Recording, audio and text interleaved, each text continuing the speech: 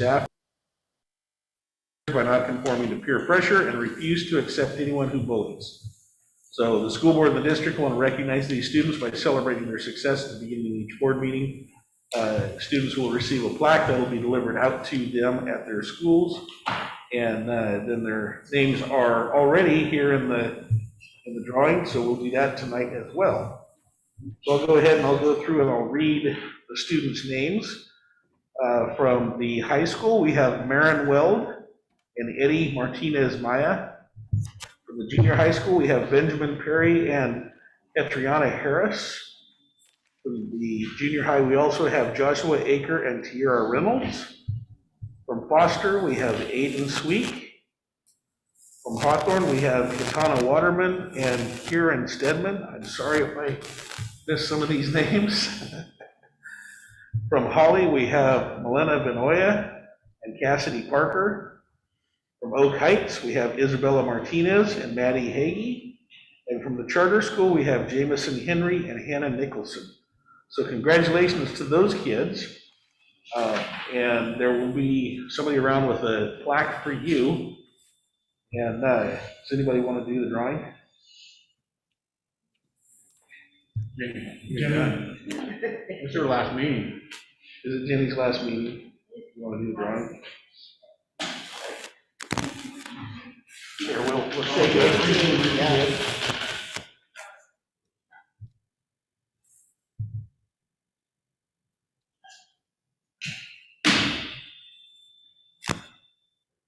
All right, and the winner of the Chromebook is Hannah McCluskey from the junior high. So we will get that out to her. So we'll put this together with the Chromebook there. Congratulations, Hannah. All right, moving on, we have the agenda approval. I haven't seen any changes that we need to make, so unless anybody has one, I will accept a motion to approve. So moved. Second, Jim with the motion, and Mike with the second. Any discussion? All right, all in favor? Aye. And opposed? All right, we'll continue on. I haven't seen any public comments this evening, so we'll go ahead and move past that. Do we have our certified and classified representatives on tonight? Certified's here, but I don't have any comments for today. Thank you. Thanks, Elizabeth. I don't see Velma anywhere, do we? Classified's here. Oh, Velma is here. I am here. All I can say is it's a beautiful day and I've been working in my yard. I wish I could do the same. All right, thank you. Superintendent's report. Tom, let's take it for a bit. Okay, first on my report is the enrollment, and if you go to your board packet, 5B1, on the first table, you'll see that there hasn't been any significant movement to our enrollment. The past 3 board meetings have reported an increase to our enrollment, and this one's basically holding steady at 2173 last month. This what I reported last month, and 2171 this month. Then if you flip the page and you look at the next spreadsheet, down at the bottom, you'll see, as previously reported in our budget meeting, we are at the very bottom. If you look at our total enrollment, 2171, and last year, on the 1st of May, we reported 2273. So, we're about 100 students shy from last year, as we reported on previous meeting.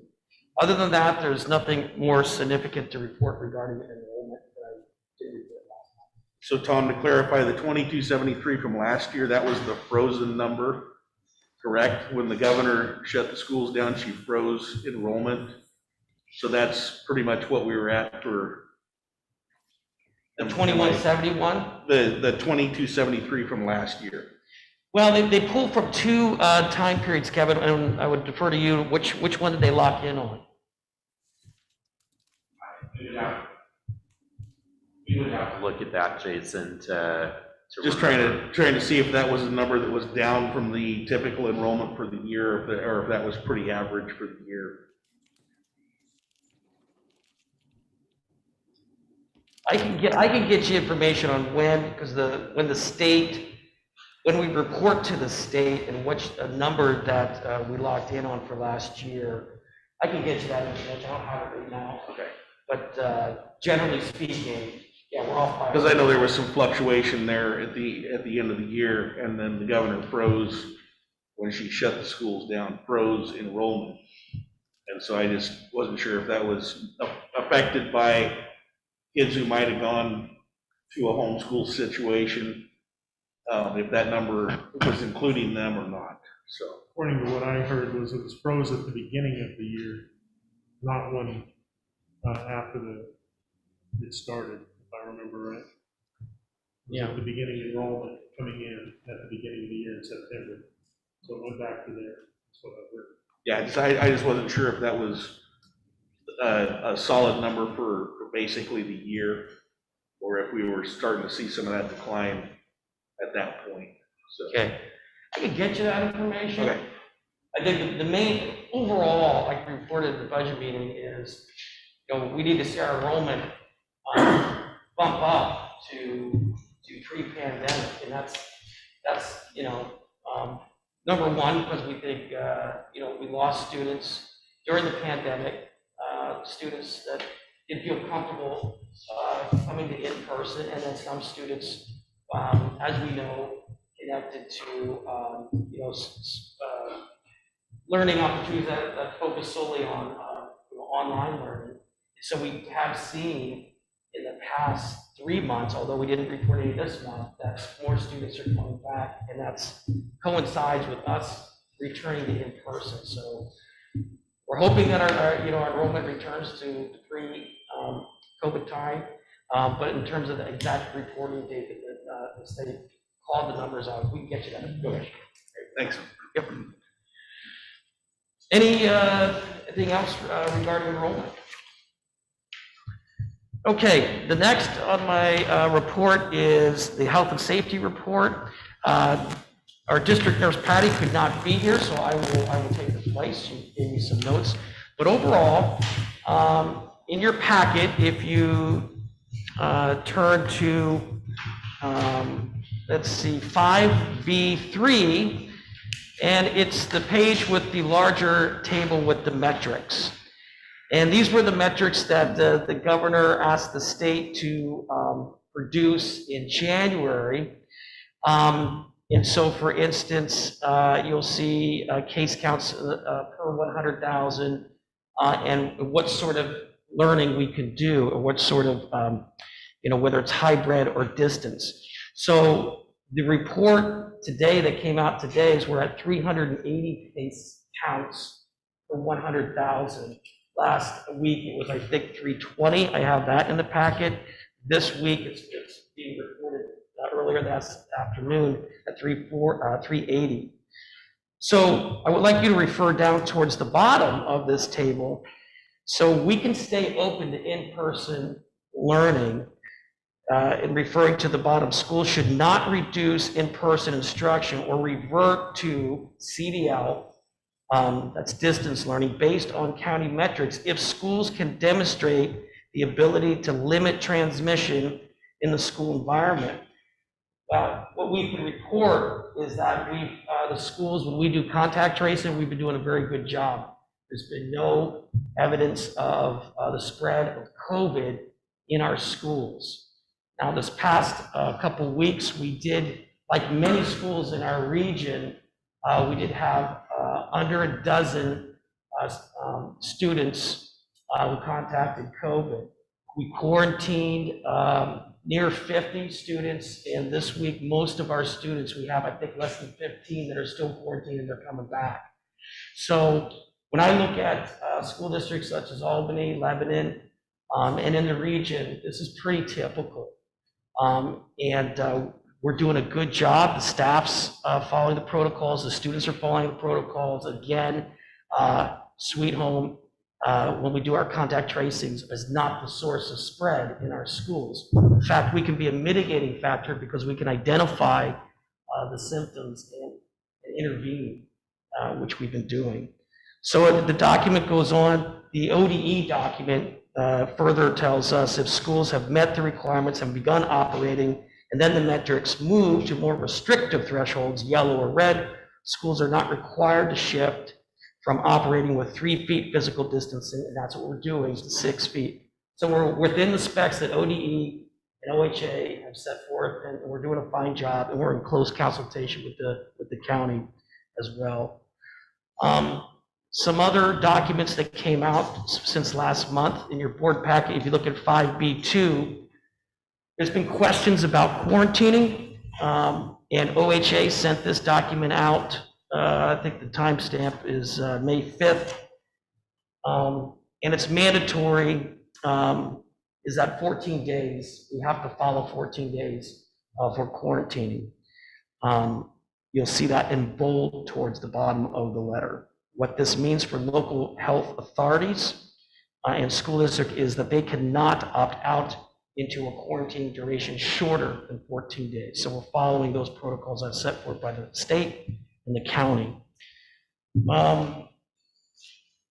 Looking at Patty's notes, I think I mentioned, just north of 50 students quarantined, under a dozen positive cases. Most of our students are coming back. We've had no new cases since last week, and we're continuing to watch for major symptoms at the school, which include cough, fever, difficulty breathing, loss of taste and smell. These are Patty's notes to me. And she says our schools, and I can attest to, are doing a great job following the COVID protocols. Do you have any questions regarding health and safety, focusing on COVID? Okay, next thing in my report, I asked the principals to put together via Zoom. Our students are back to in-person learning 5 days a week. Our elementaries are at full schedule. Our high school kids and junior high school kids are back to 5 days a week, slightly less than full days. So I asked them to take a few pictures and tell us their big takeaways or themes from that they've discovered with their kids being back. What are the major takeaways? So I'm going to, via technology, send this over to.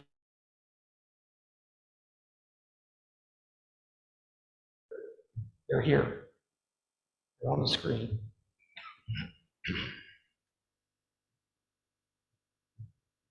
Do they know it's their turn?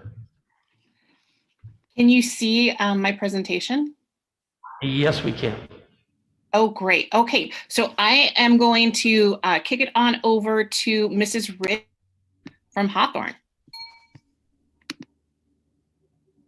Good evening. I'm happy to be here to share about the Hawthorne Hornets. We are so excited that all of our students are back full-time, all day, every day. We are back to some new normal, and it's so nice to see smiling faces underneath their masks. Our staff is so happy to have the kiddos back. We celebrated May the 4th Be With You with Teacher Appreciation Week. It was so successful. Our students are 3 feet apart in the classroom. They're all wearing their masks. Every student brings their own water bottle to stay hydrated, and they have their supplies in baskets underneath their desks, so they're not walking around the classroom, as well as inside their individual desks. So it's just been great to have everybody back. We have started a Hawthorne mask incentive. So we've promoted safety, being responsible and respectful. It's really increased our attendance. So every Friday we have a Hawthorne mask giveaway, and I go to each classroom and ask the teacher to share some students that have been showing safety and being kind to others and being respectful and responsible. And then we reward them with a Hawthorne mask. We haven't had any problems with our students coming to school wearing their masks.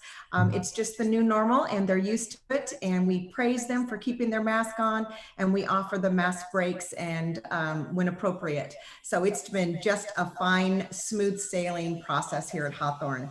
We've had a few obstacles to conquer with our traffic now that everybody's back full time all day.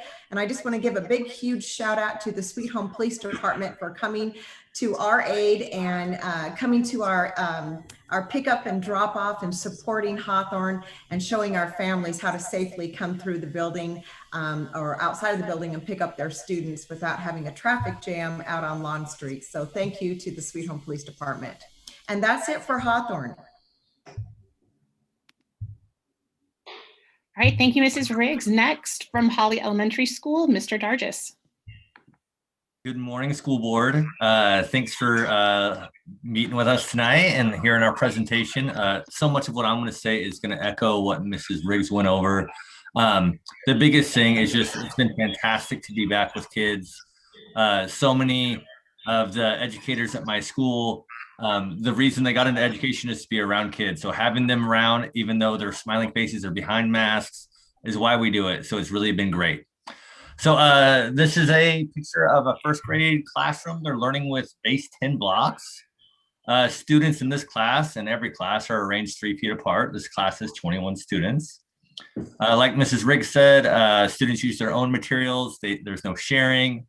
In most classes, they're organized into rows and columns. But we've had to get really creative with how we've been able to do our social distancing.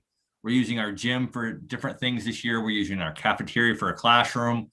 We're using our library for a classroom.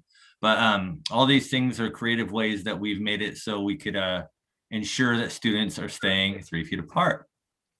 I wanted to share this with you guys. You can't see it from where I took the picture, but students are actually outside with their masks off eating snack. Millie at the high school is putting together fantastic breakfasts and lunches for us. She's also sitting us fresh fruits and vegetables. So these kids at the start of their recess, they're going out, they get on a dot that's painted on the ground that's 6 feet apart from their peers, and they're able to have a fresh fruit or vegetable. Kiwi has been very popular this year. So they're outside enjoying a snack, and then they get to run over and have recess. Students have loved being in the class, but they've really loved being able to have recess, have PE, and have fun with their peers again. So it's been fantastic at Holly, and we don't see any reason why we are not going to finish the year strong.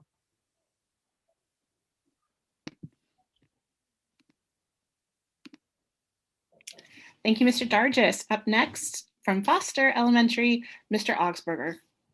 Hey, everybody. Good evening to the school board. We're happy to present tonight and be here. I just want to echo the sentiment from my colleagues. It has been a wonderful year, given the protocols and given the guidelines that we are following. We are working really hard to make sure that students are enjoying their time at school. And I can't thank the school board as well as every employee of the district for helping to make this happen. This has been, a little bit of a difficult start to a school year, to say the least, but we are enjoying our time. So the first photo that I chose for our presentation tonight is a typical lunch in our cafeteria following the protocols and guidelines. We've been able to maintain our 6 feet of spacing between students with 2 classes at a time and sanitation between sessions. This has really been the biggest hurdle for Foster Elementary, is making a schedule that works to fit the needs of the classrooms and the students. And we've been beneficial from having a cafeteria. So the next photo, I wanted to highlight some of the work that we have been doing. The community supports us every single day and puts their faith in us to, educate their students at all times. And this is just one of the many, many examples of our district employees. Right now, they are putting together in this photo breakfasts, and they're sorting them into classrooms. So we get the supplies from Millie, put it together, supported in separated in classroom bins, delivered to the bins every single day. 250 breakfasts go out to students, and it's been quite the chore. But we have a unique and efficient system that we've been able to do that. So, it's just one of the ways that I appreciate the support from the community, and I appreciate the district and staff supporting the individual needs of each student. Thanks.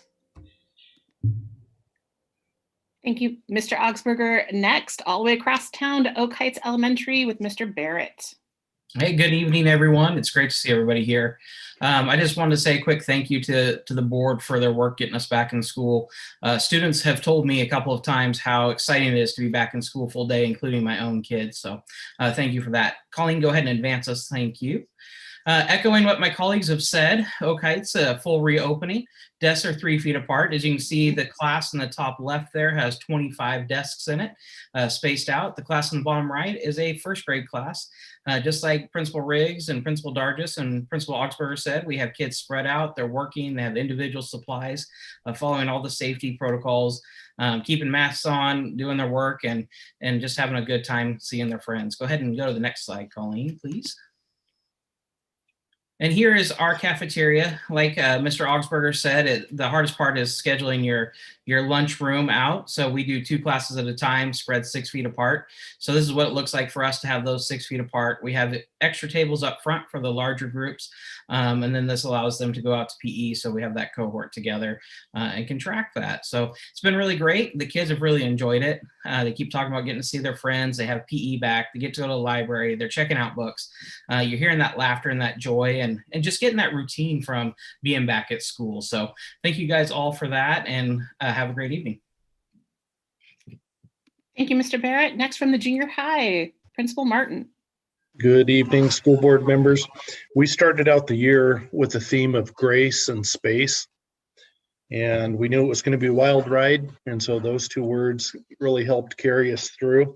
As you see here, we're getting back on track. There actually are students behind her that are distanced, and we've got, now that we have the kids back, we have archery going on, and that's just super to see the kids. The new words, now that we're deep into the year and we're starting to finish it out, I would think we could upgrade to joy and resiliency. The joy of having the kids back. And Colleen, if you'll go ahead and go to the next slide, please. Joy of having the kids back and resiliency of our staff, of our students in this community. I'm super proud of our staff and how well the kids are doing. Last week during Teacher Appreciation, it was amazing. There was something here literally every day for staff. It was just awesome support from the community. In this school, what a gift. This school is amazing. When I was getting ready here, when Todd was on, there was a family riding their bikes out front here. What a great thing. So we moved from grace and space to joy and resiliency.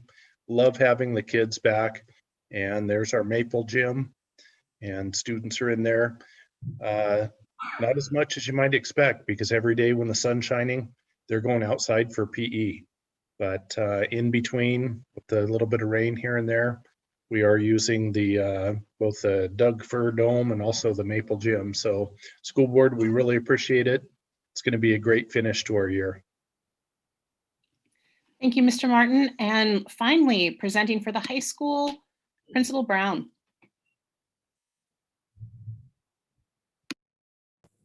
Thank you, Colleen. And I wanted to thank Colleen very much for this presentation. She had set up the slide deck for us, and we just had to plug in some photos, which she helped me plug in. Thank you, Colleen. And I just was able to put a little bit of welcome back. Also, Colleen, thank you very much, because you brought forth a lifelong dream. Up in the left-hand column or corner of my computer, it says live on YouTube. So thank you. I may be famous someday. But everybody looks here. The pack is back. Our students thrive together. Every morning, I get the great pleasure of going outside with one of our counselors, and we open the doors. And when each kid comes in, as you see, the students are masked. On the other side, there'd be to the left, there'd be another group of students. They come through. We welcome them. We tell them, thank you so much for being here. it gives me great joy to see kids in the school. So that's been a thrill for me. And next one, just a few classes, in-person teaching and learning with protocols in place. We have kids spread out in the classes. We have some empty seats. So we have some, we're keeping the kids 3 feet apart. It's hard to see in the pictures exactly.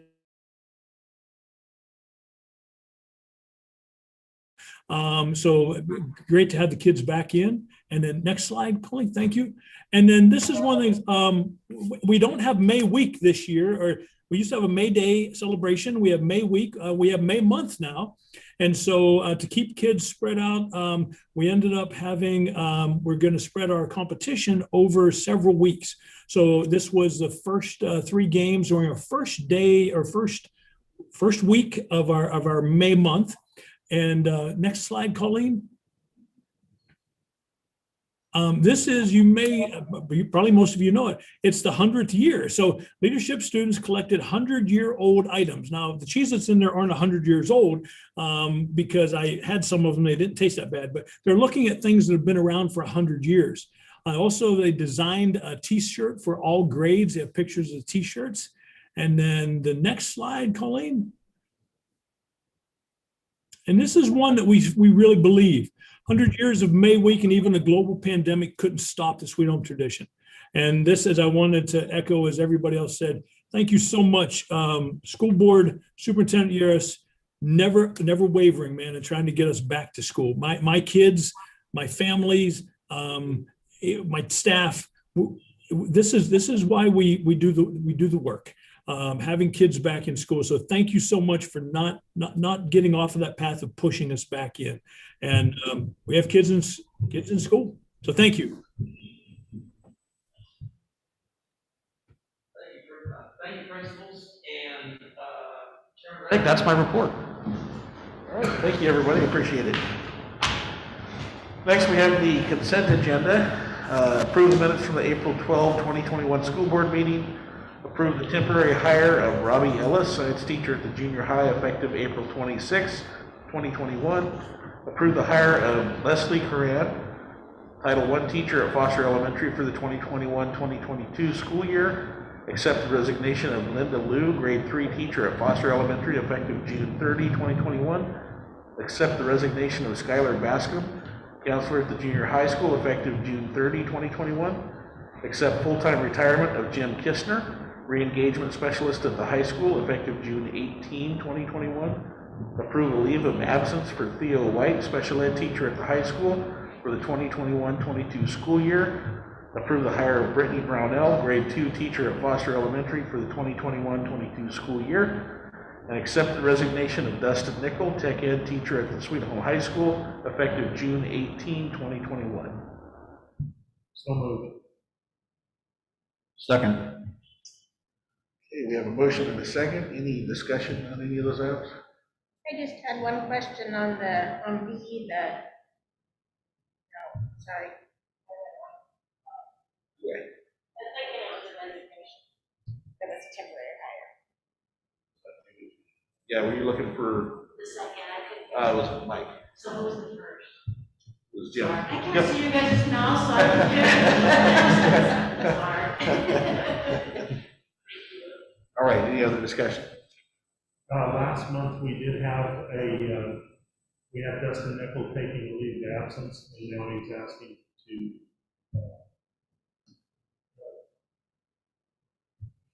okay. Yeah, that's correct. So we discussed about the football team last night. So do we have any information on that? The high school's actively looking for a football coach, and they have a committee together to seek out the best coach we can get for our high school.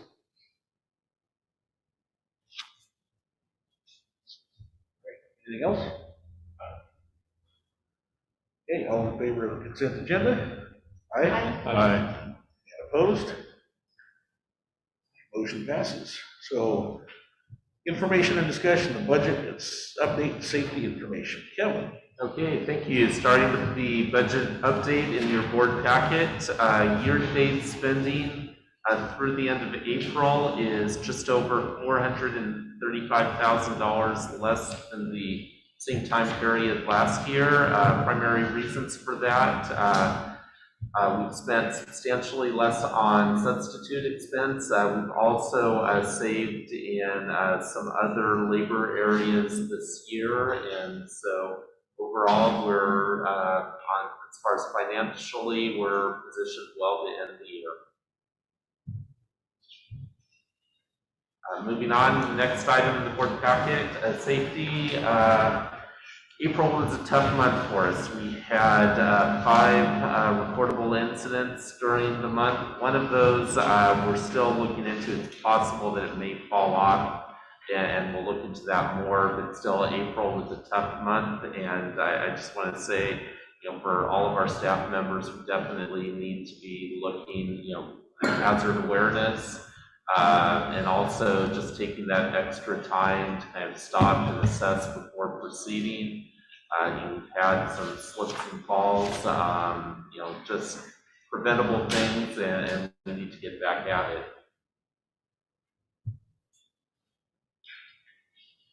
Right. Any questions for Kevin? Yeah, Kevin, I had a brief question about the budget. So there's quite a few line objects that are over 100%. Those are all attributed to COVID, I think. What's that?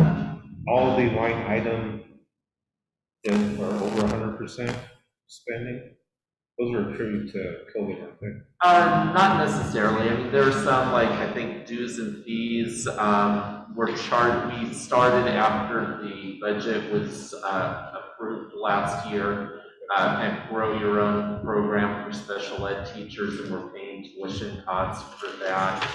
And so that's why that line item is over. Kind of everyone kind of has a story. We're over on telephone expense. We purchased some new telephones for our high school this year. Overall, there are individual line items that we're over, but in total, with savings in other areas, we're going to be under what was budgeted. There are some areas, though, you're right, due to COVID, we had some higher expenses, but also I can say due to COVID, for example, substitutes, we spent less. Thank you.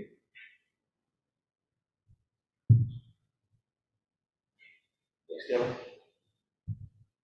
Next, we have a facilities update from Josh. All right, I'll talk loud so I can hear you guys' microphones. There we go, mine's on now. So first off, I just wanted to echo what Terry said when he said that the Maple Gym is open for business. It is really good to see these facilities that the Sweet Home and the board and the school district has put a lot into, making them warm and inviting and a great place for teaching and learning. So it is great to be around and see kids in there using these facilities. We have coming up is lockers are being ordered right now. The color was chosen, and we're getting those ordered for the locker room at the junior high. You guys remember when you walked through, you saw the lockers were not there yet. So those are getting ordered. Bleachers are on the way. It should be this summer for the next school year's plan, last I heard. And I'm working on behind the scenes with the city. We have some property lines that go through our properties that were properties that were accumulated. And so I'm working with the city to do some lot line adjustments right now so that we can make our property cleaned up. This summer, we have a pretty good sized abatement happening at Foster that will clean up the floor tile in all the main classrooms so that there's still the gym and the outlining buildings that we'll have to get at a future date, but it's a pretty good sized abatement process that we're going to take on this summer, and we'll be able to get a bunch more of that asbestos floor tile out of the classrooms out there. And at Foster, as well as the junior high, this summer we're getting short throw projectors put in all the classrooms. So that's a neat thing too for the teaching and learning possibilities in the future, like what we have here. This is the size, and pretty much like this is what we're going to have at the junior high. And the ones we saw, the small one that was in the library last time you guys met, that'll be what Foster will have. And I say small, it's not small. this summer. And so yeah, things are going good. We're still looking forward and moving along. Any questions? Is the color of the lockers being kept secret? Absolutely. They'll end up gray. It was between gray and red.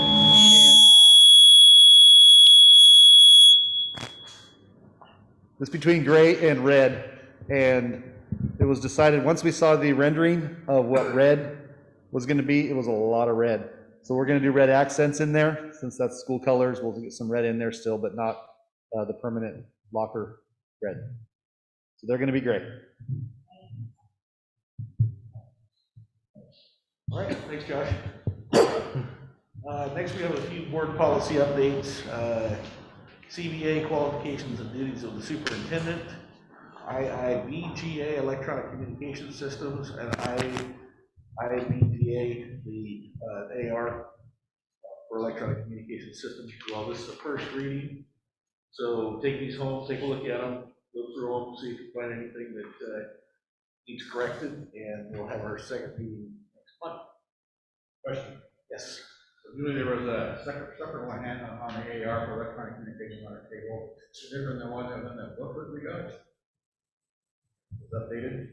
Yes. Or that The they one got? that I sent you, not the one you got in your board officers.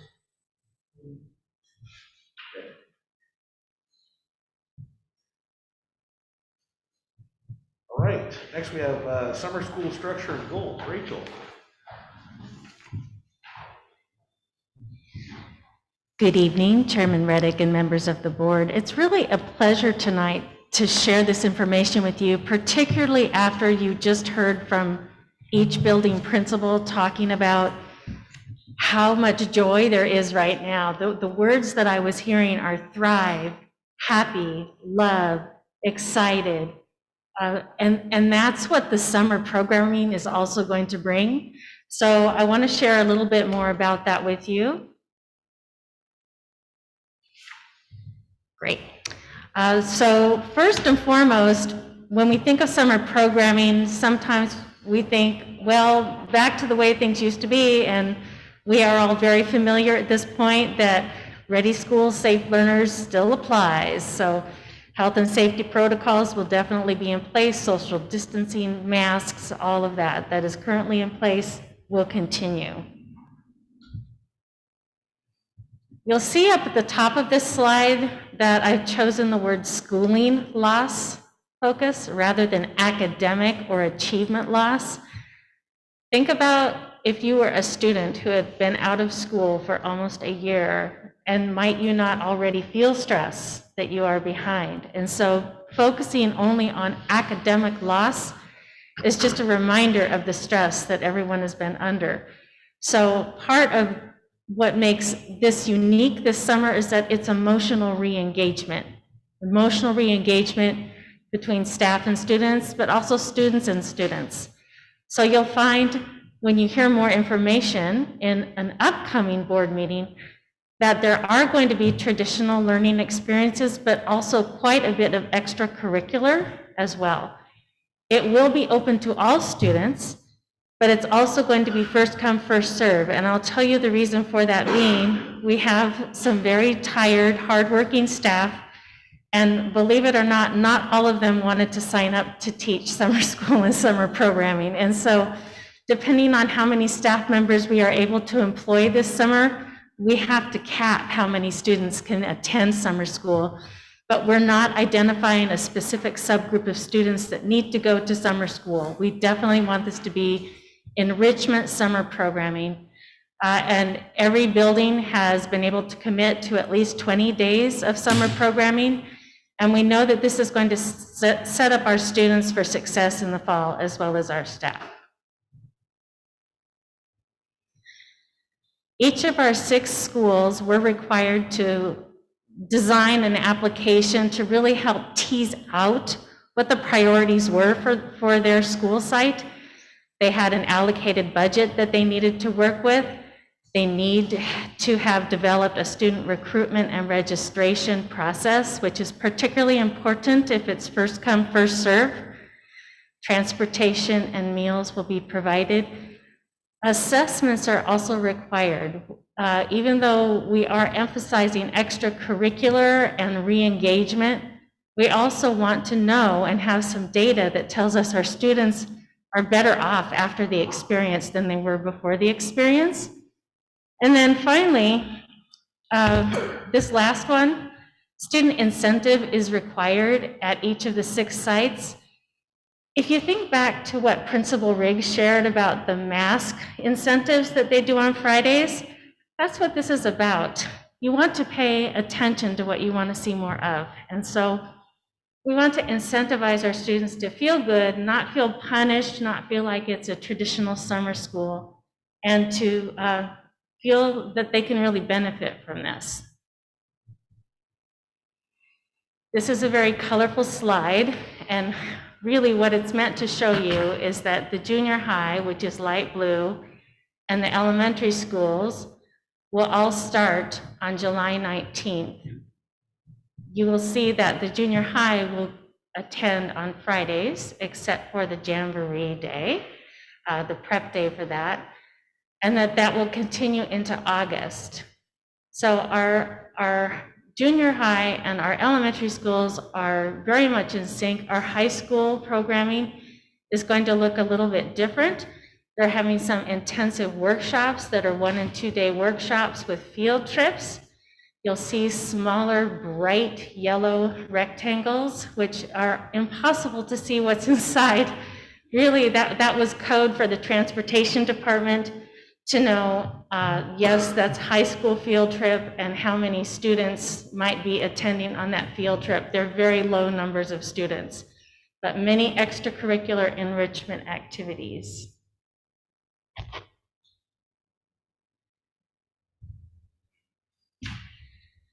The funding for this that has been referred to tonight, both in the budget committee and during the board meeting, a lot of it is coming from ESSER, or the Elementary and Secondary Emergency Relief Funds.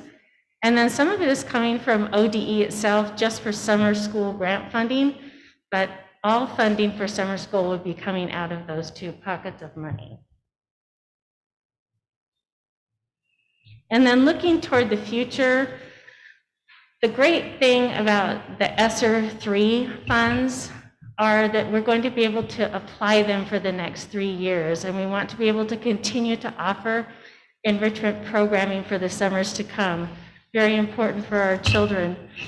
Next month, we will ask our building principals to share just a teaser with you about what their summer school programs look like, because every building has a unique take on what they would like to do, and every building has a unique flavor, so that works out really well. So with that, that is the introduction to summer programming, and I'm happy to entertain any questions you may have. Basically going to be kind of approached like a day camp during summer, or Yeah, there will be some sessions that will feel very much like that. Yeah. And because our elementary schools do not have air conditioning, those will be morning only from 8 to 12. We want to make sure that our little people and our staff members that work with our little people don't get overheated.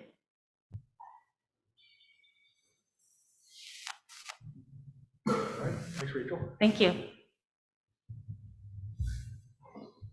Next, we have technology and instruction, virtual and regular programming. Sandra. Yeah, I'll introduce this as Colleen will hold up. She has a PowerPoint. And I'd just like to say that, during the course of this year, our district, our students, and our teachers have done amazing things. We knew that during the pandemic, when we are closed, where our schools were shut down, in-person learning was shut down, it would be hard, and it was, but we knew that we could gain and we could make some growth during that time period. And we have. We've become a one-to-one district. Our hardware and our teaching capacity for virtual learning has increased tremendously. We've made leaps and bounds that might have taken 2, 3, 4, 5 years to do, but we were forced to do it in 1 year. And so we don't want to walk away from these gains. We want to completely embrace, and we are in-person learning. That's for sure. But our investments and all the gains that we've made, we want to keep, we want to honor those, and we see those as growing even more into the future. So what Colleen has put together is kind of an introductory presentation on the outlook and where we've been and where we're going with virtual programming. So Colleen, please take it from there. Thank you so much. I am super excited to talk to all of you tonight about one of my favorite topics in general, technology, our district's technology programming, and our plans to provide a learning atmosphere that prepares students for an ever-changing world, which is the soul of Pillar 4 of our strategic plan. So in case I have any sort of technology issues tonight, I've provided for all of the board members a copy of the slide deck so that you can follow along with me and annotate on it if you have any questions as well. And because I am running this, let's start with the snapshot of our ever-changing world. When we think of how technology, emerging technology impacts the way we do things, it's kind of amazing that the largest taxi company owns no taxis. The biggest lodging provider owns no real estate. The most valuable retailer has no inventory.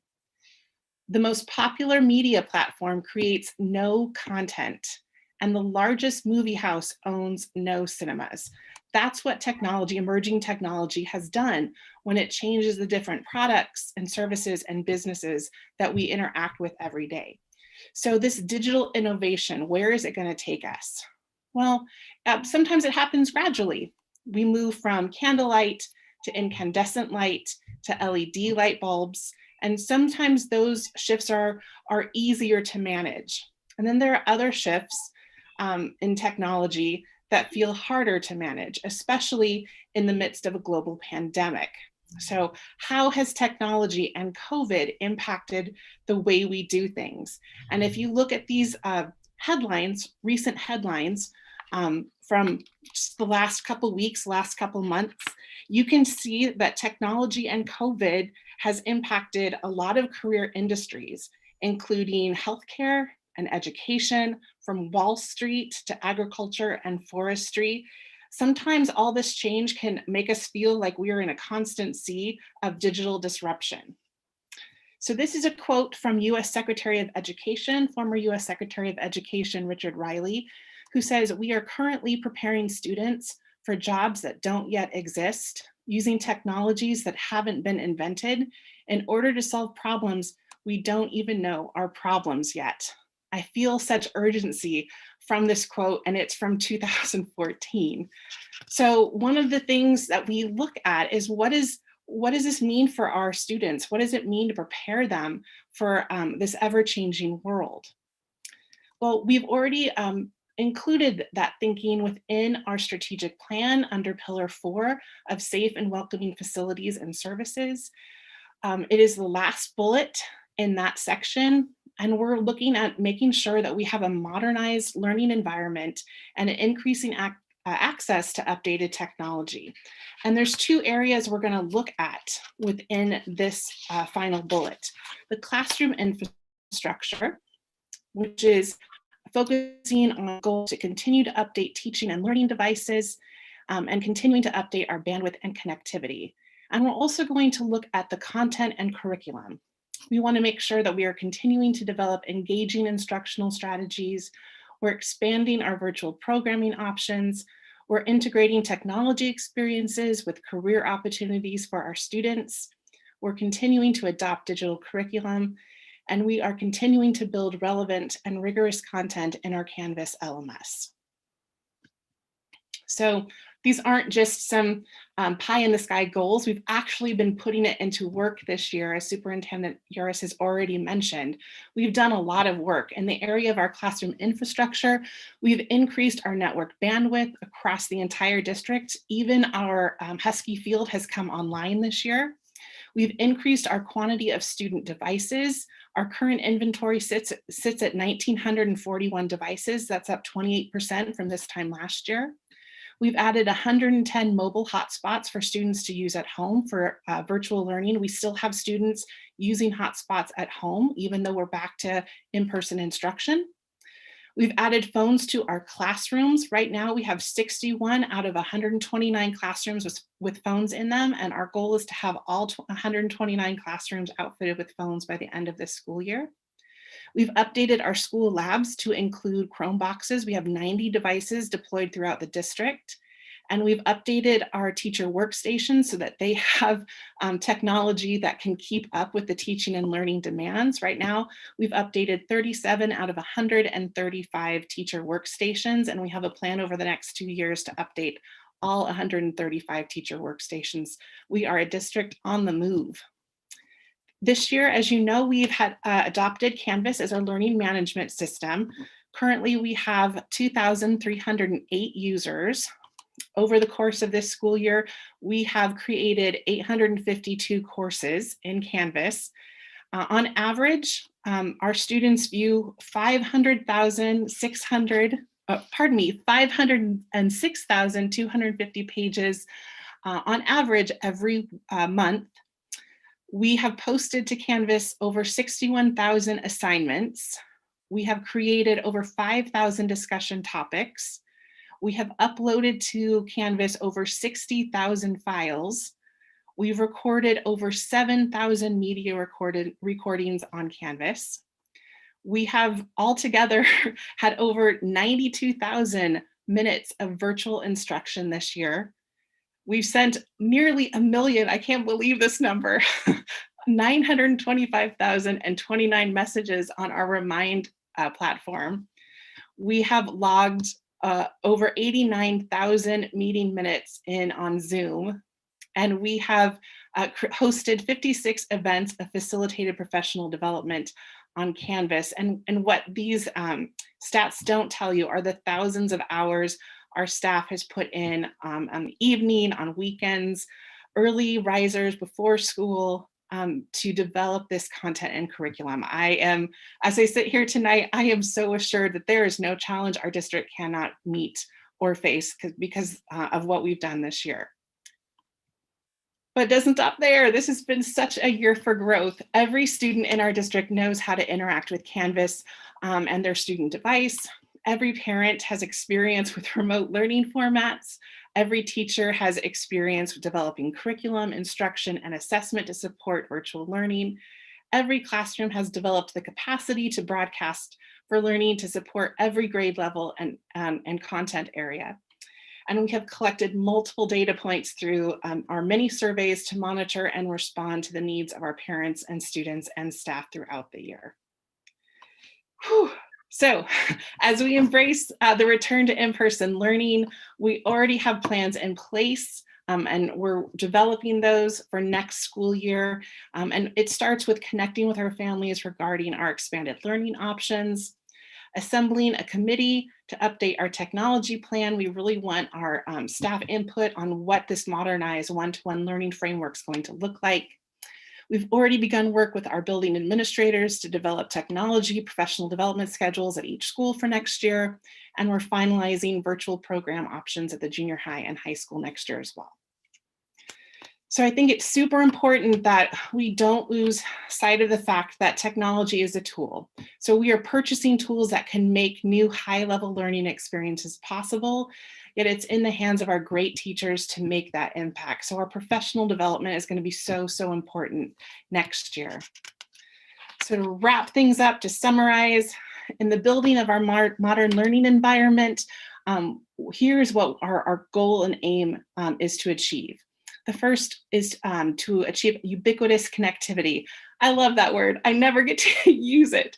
And that just means that our students and staff can connect wherever they are on campus, that we don't have any dead zones in our campus infrastructure. We provide ready access to connected devices used for teaching and learning. We provide adaptable digital content. We provide ongoing professional development on digital tools and skills. We ensure a healthy balance of screen time within our classroom instruction. We emphasize digital citizenship and appropriate conduct, and we update digital policies to govern access and use. And by doing those things, meeting those targets, we can ensure that we're providing an atmosphere, a learning atmosphere that prepares students for an ever-changing world. I think that's it. That was really fast. Are there any questions? Do you have any questions on this section?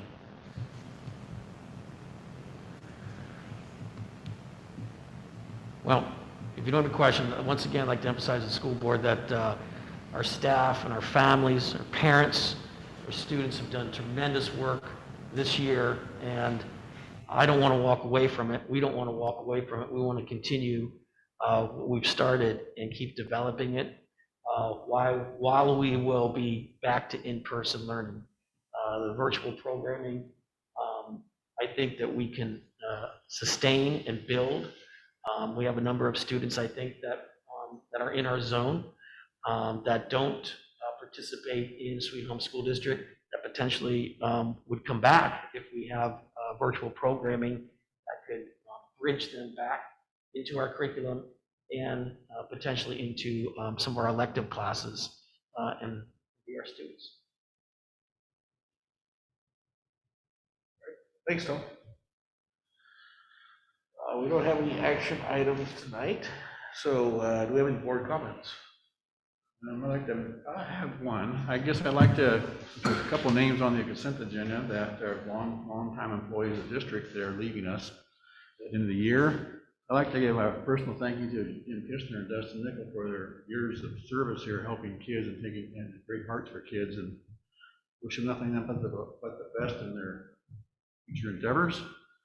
Thanks for serving Sweet Home and their kids here. I'll second that because they both had impacts on my kids directly. So, yeah, same here. Jason, I'd like to make a comment as well. I second or third that. And also, their service has been incredible, as well as I think it's Jenny Daniels might be one of her final board meetings with us. I don't know if she can make it to our next school board meeting. I thank you, Jenny, for your service as a school board member as well. Anything else? Okay, don't have any late items, so a few reminders here for future board meetings. Reminder, board election day is May 18th. Make sure the community gets out and votes. That's what keeps us going here. Next board officers meeting is June 7th at 3:30 in Tom's office. If you have anything you need on the agenda, get with one of us, Tom or myself or Mike, and we'll discuss that then. And the next board meeting is June 14th at 6:30 here in the district office boardroom. And we are adjourned.